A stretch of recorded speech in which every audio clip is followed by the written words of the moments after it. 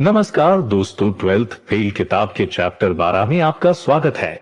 Chapter 12 Ravikant ने मनोज से कहा, मनोज तुम 3 दिन से तुम बाहर भटक रहे थे, तुम्हें एक बार अपनी परेशानी मुझे बताना तो चाहिए थी। मनोज रविकांत की बात सुनकर भावुक हो गया। उसने रविकांत से कहा, ये तो जीवन के अनुभव है जो मुझे मजबूत बनाते हैं, इसमें परेशानी कैसी? कितने ही लोग रात को खुली छत के नीचे सोते हैं, कितने ही भूखे पेट सोते हैं। इन 3 दिनों में मैं उस गरीब और दुखी वर्ग के और अधिक नजदीक पहुंचा हूं जिसे मार्क्स ने सर्वहारा की संज्ञा दी है। हमें अपनी निष्ठा ऐसी सर्वहारा वर्ग के पक्ष में रखनी चाहिए। समाज के सबसे निचले तबके के साथ जुड़ने का यही अनुभव मेरी ताकत है। उसने अपने पिछले 3 दिन के अनुभव का मेल प्रिंसिपल सर के मार्क्सवाद के लेक्चर से कर दिया। अगले 2 दिन वह रवि के कमरे पर ही रुका रहा। श्रीवास्तव की भांति रविकांत द्विवेदी भी इंग्लिश लिटरेचर में बीए कर रहा था। रविकांत का लक्ष्य किसी कॉलेज में इंग्लिश का प्रोफेसर बनना था। रविकांत के गुरुजी तिवारी सर नया बाजार में कमरा लेकर रहते थे। वे नया बाजार में ही एक हॉल किराए पर लेकर इंग्लिश स्पीकिंग और ग्रामर की कोचिंग चलाते थे।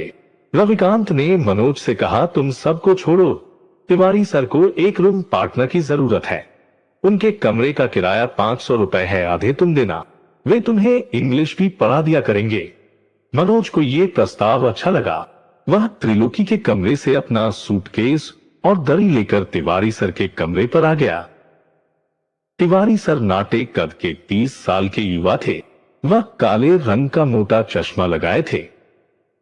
कोचिंग में बैठे बैठे उनका पेट निकल आया था। वह कोचिंग पढ़ाकर आने के बाद थककर अपनी चारपाई पर आराम कर रहे थे। मनोज ने उन्हें इंग्लिश का गुरु मानते हुए उनके पैर छू लिए। उसे उम्मीद थी कि उसकी इंग्लिश अब सुधर जाएगी। उसने अपनी दरी को जमीन पर बिछा लिया। अब गुरु व्यास पीठ पर और शिष्य उनके चरणों में बैठे हुए दिखाई दे रहे थे। उसे एक स्थायी कमरा और एक योग्य इंग्लिश गुरु मिल गया। तिवारी सर को एक वर्कर मिल गया। अब मनोज की नई दिनचर्या शुरू हो गई। सुबह 7 बजे दूध गर्म करके गुरुजी को देना, फिर कॉलेज जाने के पूर्व रोटी और सब्जी बनाना, शाम को फिर खाना बनाना। गुरुजी कोचिंग से थके हारे आते और आकर अपनी चारपाई पर लेट जाते। एक दिन शाम को उसने थके हारे गुरुजी से कहा, सर मुझे शेक्सपियर का नाटक मैकबेथ पढ़ा दीजिए, मुझे कुछ भी समझ नहीं आ रहा। गुरुजी थकान महसूस कर रहे थे। उन्होंने कहा, पढ़ा देंगे, आज तो मैं बहुत थक गया हूं।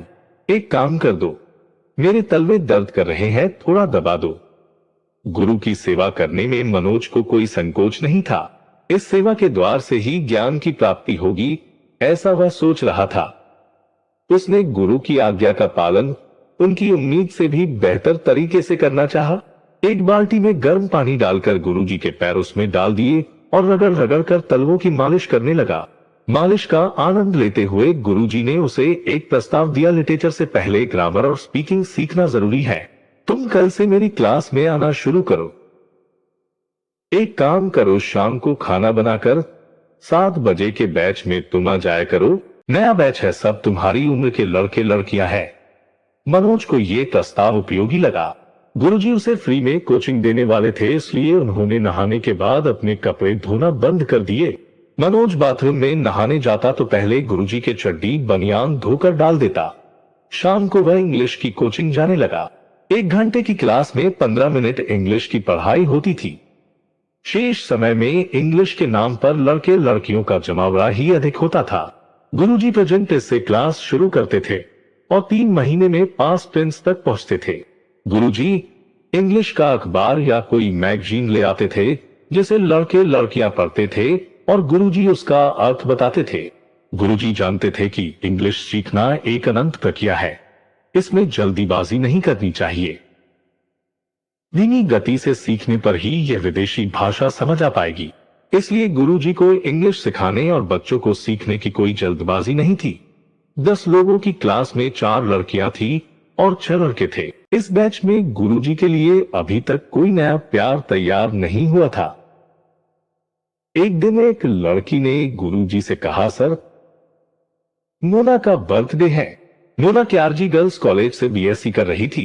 पुराने बैच बिना इंग्लिश सीखे अपना 1 वर्ष पूरा कर समाप्त हो चुके थे।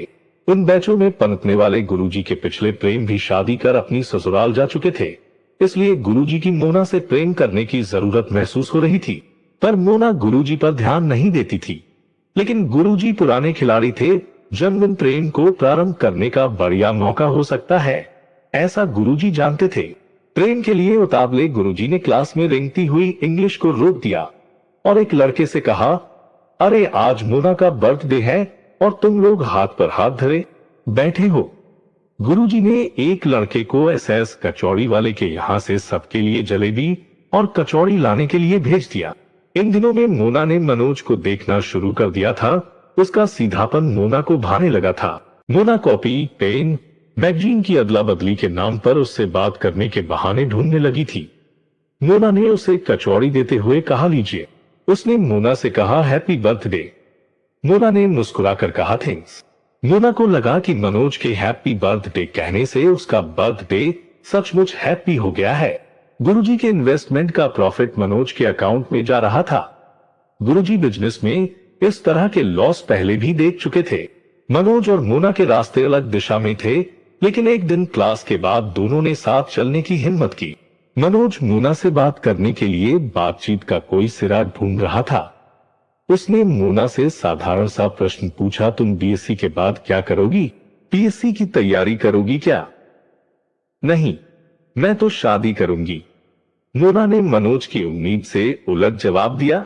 कुछ देर दोनों चुपचाप चलते रहे। मोना का घर जिस दिशा में था वह मोड़ आ गया था। मोना अपने घर जाने के लिए दानौली की गली में जाने लगी। मनोज वहीं खड़ा मोना को देखता रहा। जब मोना उसकी आंखों से ओझल हो गई तो वह वापस चला गया। एक दिन एक लड़के ने कोचिंग में सर से कहा कि कल मनोज का बर्थडे है, कल मनोज पार्टी देगा। क्लास का ये नियम बन गया था कि जिसका बर्थडे होता वह समोसा जलेबी की पार्टी क्लास में देता। लेकिन मनोज के पास पैसे नहीं थे। उसने कहा, मैं कल पार्टी नहीं दे पाऊंगा क्योंकि मेरे पास पार्टी में खर्च करने के लिए 50 रुपए नहीं है। मनोज ने अपना सच कह दिया। उसे सच कहने में कोई संकोच, कोई शर्म महसूस नहीं हुई। अगले दिन पार्टी के अभाव में किसी ने उसे हैप्पी बर्थडे नहीं बोला, लेकिन मोना समोसे और जलेबी ले आई थी। मोना द्वारा की गई मनोज की ये विशेष चिंता गुरुजी को अखर गई। गुरुजी ईर्ष्या में जलने लगे। उन्हें मनोज पर क्रोध आने लगा। मोना ने मनोज को एक ग्रीटिंग कार्ड दिया। ग्रीटिंग में लाल रंग का दिल बना हुआ था। ग्रीटिंग में मोना की सुंदर राइटिंग में लिखा था, हैप्पी बर्थडे मन। मोना ने मनोज का पूरा नाम ग्रीटिंग कार्ड पर न लिखकर एक अलग नाम लिख दिया था, जिस नाम से इस पूरी दुनिया में उसे कोई नहीं पुकारता था। मोना ही गुनगुनाती रहती थी ये नाम अपने मन में। रात को तिवारी सर कमरे पर आए। मनोज कुर्सी टेबल पर बैठा पढ़ रहा था। मोना का ग्रीटिंग कार्ड वही टेबल पर रखा हुआ था। कई महीने से वह तिवारी सर की सेवा कर रहा था, लेकिन आज तिवारी सर की ईर्ष्या चरम पर थी।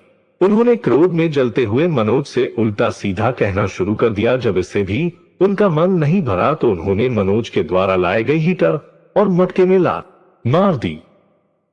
हीटर और मटका टूट गया। तिवारी ने गुस्से में मोना द्वारा मनोज को दिया ग्रीटिंग कार्ड भी फाड़कर फेंक दिया और उसे कमरा खाली करने का अल्टीमेटम दे दिया। मनोज की आंखों से आंसू बहने लगे। वह दुखी मन से अपना सामान समेटने लगा। अपना सामान उठाकर जैसे ही वह बाहर निकला, तिवारी ने जोर से दरवाजा बंद कर दिया। चैप्टर 12 समाप्त हुआ। चैप्टर 13 में मिलते हैं। धन्यवाद।